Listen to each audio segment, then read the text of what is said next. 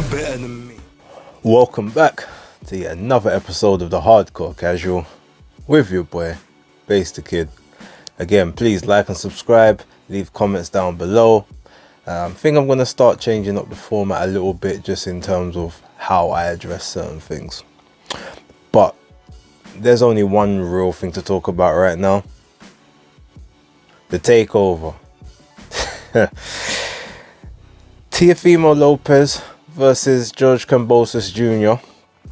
happened a couple hours ago. So I had a couple hours to sit on it. I know someone said that they wanted me to do an immediate video, but I said no, I need to process this one a little bit. Now I think, like a lot of other people who were hearing rumors of, you know, Teofimo struggling at the weight or whatnot, that even though he had a gentleman's agreement with Bill Haney that they would do that fight immediately after, around sort of the late February, early March time. I think we all knew this was going to be the last fight at lightweight, because there was built-in excuses all over the place. But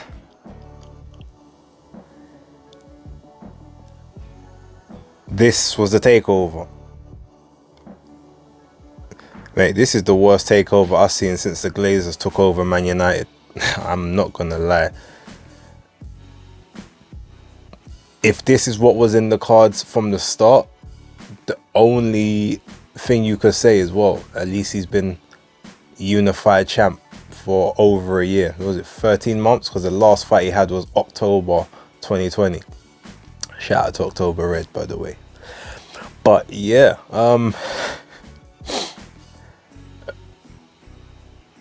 I think the only title reign probably worse than this one currently was maybe Kid Galahad. Even the Charles Martin one weren't this bad, because Charles Martin lost to Joshua, who everyone was touting to be the next big thing. I'm talking about recent memory. There's probably a lot worse out there. But in terms of someone that's supposed to have had so much promise and like be so dedicated to the sport, I mean, he came out like a novice, just swinging wildly, bare pent-up frustration and aggression, thinking, oh yeah, this guy, there's nothing about him, I'll take him out easy. You don't treat any mandatory challenger like that. Whether you rate them or not, whether you rate their quality of competition, they're a mandatory, which means that ultimately they've fought enough fights to be in that position. They may not always be the greatest. Some mandatories are dead. Like we've seen that. There's some that Apignon Kong song that Josh Taylor had to fight, dead.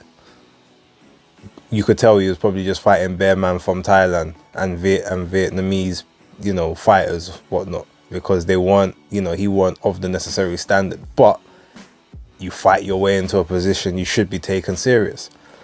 And what makes it worse, you go about it on this, it's just a routine mandatory defense, but it's a mandatory defense that went to purse bid. So you should ultimately know there is no rematch clause. There is no way for you to get that one back, run it back for the people, or get your belts back. So now you just come on this big DAZN platform. I'm not saying it's as big as Top Ranking and ESPN in America. It probably isn't. But globally, you've just basically been battered for 12 rounds. I mean, yeah, the fight was competitive. I'm not saying that, oh, like you just got battered from pillar to post. But if you look at the two of them, one of them looks decidedly worse than the other.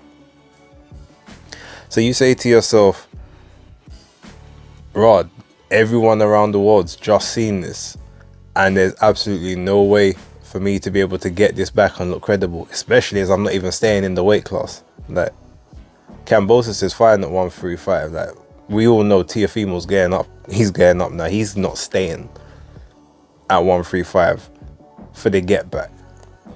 So this is going to be one of them blemishes on the record that you can't really scrub that one clean. So as I was tweeting and hashtagging on Twitter last night, the Takeover needs a makeover, because this is a horrible look. All of that whole Four Kings talk, I knew that stuff was garbage from when it happened. You had Ryan Garcia, Javonte Davis, Devin Haney, Teofimo. Now, the one thing I will say, even though I knew Teo was busting to go to 147, Haney technically is busting to go to 140. Haney's busting to go to 140 as well, but it seems like he can make the weight a bit better than Teofimo can. So he's probably still got 1 or 2, maybe 3 sort of fights left at 135. Ryan Garcia, don't care. No interest. Like, out of all of, you know what? We can talk about mental health and depression and anxiety and whatever. If that's the case, this ain't the sport for you. Stay off social media. But that's a separate topic, because the only reason I even bring him up, because he's talking about, oh, my comeback fight could be against Kambosos. Bitch, please. Like, you don't deserve to be mentioned in the same breath as these men. Like, this is a guy that's put it on the line. Guess what? He was a mandatory challenger, and he actually took the mandatory. You didn't. You've been a mandatory. You was a mandatory from January. What was it? January? Yeah, January this year. You was a mandatory. You did everything but put yourself in a position to be the mandatory and take that fight. So I don't want to hear from you. And as for Javonte Davis, again, he had the interview the other day talking about, well, why is everyone else talking about me taking the big fights? No one else is taking the big fights. Well, all right, if he gets past, I'm going to call him Isaac. Yeah, his name is spelled Isaac Cruz. I don't know where this Isak Cruz thing came from, but when it comes to him, I wouldn't be surprised if the money team looked at Kambosos and said, yeah, we reckon we could take that fight. But looking at Kambosos' skill, like, I mean, he's fast. He knows how to stick to a game plan. He's got a solid chin, so you're not just going to be able to just land one punch on him and get him out of there like he did against someone like Leo Santa Cruz or Mario Barrios. Like, it's not going to be that type of fight. You're going to have to win rounds and break him down consistently. So now, I'm not going to sit here and say, oh, I was predicting Kambosos to win from the start, and like, I wasn't. But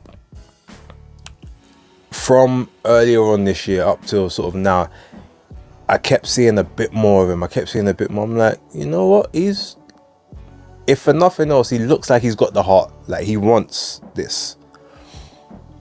So even if he's limited in terms of skills and technique or whatever, like, it looks like it's at least going to be a decent fight.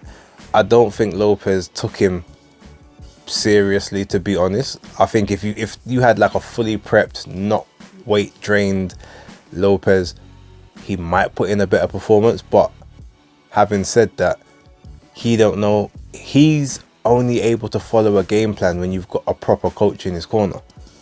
Joey Gamache springs to mind. Now, I don't know why they stopped working with Joey, but you need to get that man back in the corner quick, because he brought forth game plans that worked against Loma. I think he was in the corner for the Komi fight as well. And he came in just after the Nakatani ones. I think he was in those last two, and it worked. Like, there was game plans, there was thought process, there was things that happened in there where you could see that they were following some kind of structure. This just looked like a free-for-all. And it couldn't have happened to a nicer guy than Teofimo Lopez Sr. Oh, what round was it? Round 4. I think it was round 4, where they cut to him in the corner. He had to take off his hat and rub the bald head. Like, he looked visibly humbled, but was still telling us, oh, no, you got this, easy work, we're winning this fight. I'm like, huh? No, at least tell him, no, like, give him some tactics, like, stick on the jab, you know, go down to the body. If he wants to move to his left, so take one step over to the right hand side and cut the body shot, like rip him to the body one time, back out, then step back forward, keep, I don't know, you know, I'm just like something. Oh, he keeps leaning to this side, so look for the check, like the check uppercut, because he keeps leaning over there. You're gonna catch him with something. Don't throw anything to his head. Make sure you aim just for the chest, so when he dips down, it's gonna hit the head anyway. Or some form of instruction.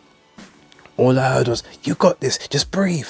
Yeah, just get this motherfucker out of here and knock him out." And I'm like, this isn't tactics. This isn't what you should be telling this guy in the corner after he's visibly stunned that he got knocked down in the first round. Like, I haven't seen any post-fight interviews from Senior yet, and if I'm honest, I feel like he's gonna be a little bit of a bitch and not give one.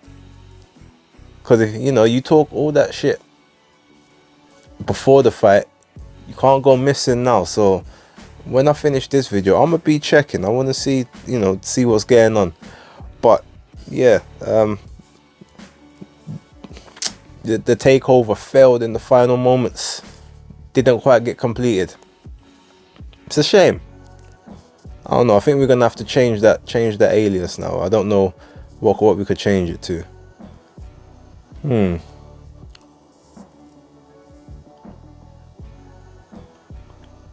Who knows? I'm not gonna think to make any jokes on that, because number one, it's not my bag.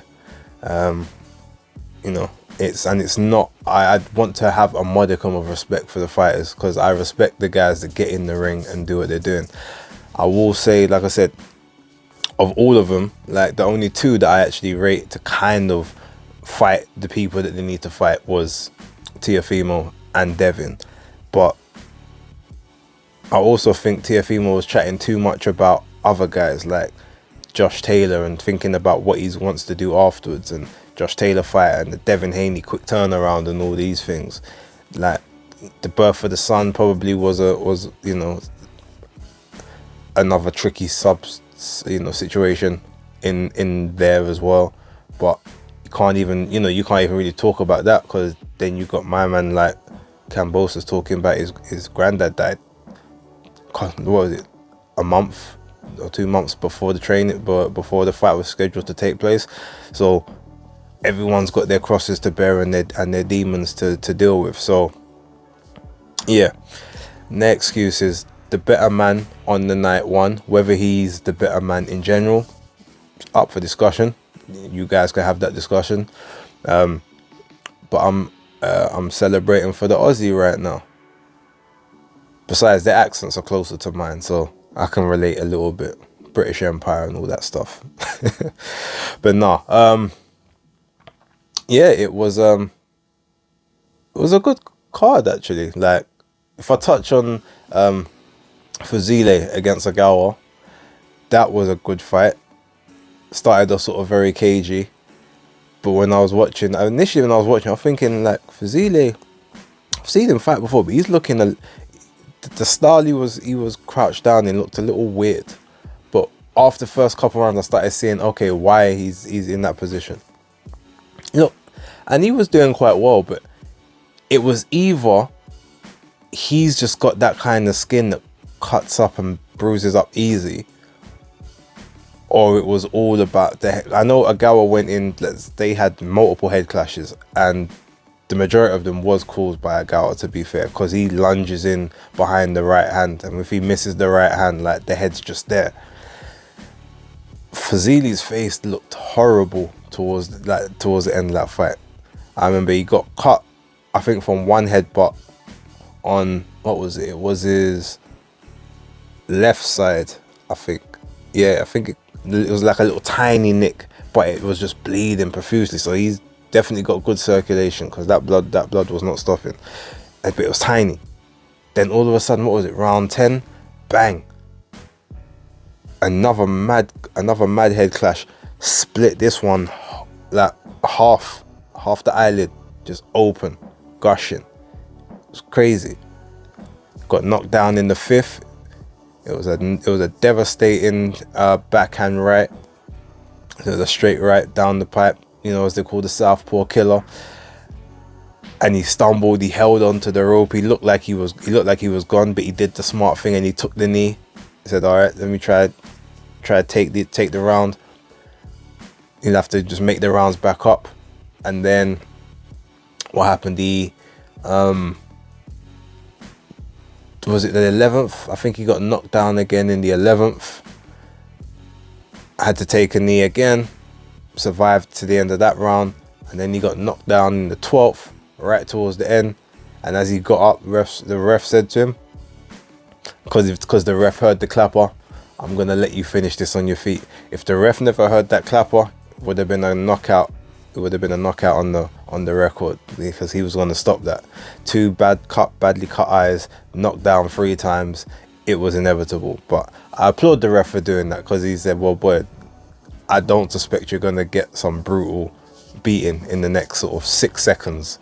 But yeah, that was a good fight. It was a really good fight. Raymond Ford, he handled Caballo very nicely in the ring. From round 1 to round 10, he was dominant. He even sort of held his own on the inside when he was being pushed back to the ropes. Didn't look out of breath from the first round to the last. He was throwing fluid punches. He didn't force anything. He wasn't holding his breath when he was throwing them either. So he was doing well. Who did he say he wanted? I think he said he wanted Kiko Martinez next. I don't know if Eddie will make the fight, but he might do if he might make that fight if the Galahad rematch don't happen. So not sure. Brandon Figueroa versus Stephen Fulton. I haven't watched the fight. I'm gonna try and find a link to watch it now, because I wasn't really gonna pay for it. But I heard that Stephen Fulton Jr. won that, so that's now looking like a undisputed. Who's got the other 2 belts at that weight? I can't remember off the top of my head. But anyway, yeah, they're looking to go for undisputed champion with that. I think the other guy belongs to Matchroom. Oh, it's Akhmadaliev, innit? Yeah, Akhmadaliev's got the other 2 belts. Remember, he just fought last week. So yeah, that should be a very good fight if they can make it happen. Let's see if the PBC allow that. But Fulton, I think Fulton will ask for that. I think he'll want to try and be undisputed. But yeah, overall, like as we've been seeing on the zone quite frequently, a very good night of boxing. They seem to be the most fair, I guess, when it comes to like scorecards and the away fighters having chances to win outside of getting a knockout. I mean, yeah, there's always going to be things that we don't agree with, but you know, there's been many a time that I've watched his own cards and like someone's got a decision, I'm like, raw, I'm surprised they got that, compared to watching like a PBC or a Top Rank. Maybe even, actually no, let me not bring Boxer and Sky Sports into that just yet. But yeah, overall, I'm liking what I'm seeing. That subscription is it's doing bits for the end of the year. But yeah, let me get out of here. I've got like some washing to do. I've got to go to the gym. I've got some other stuff I need to take care of. Need to get some food as well. But again, like, subscribe. Thanks for watching the video. The takeover never got completed, but I say it go. And for now, Hardcore Casual out.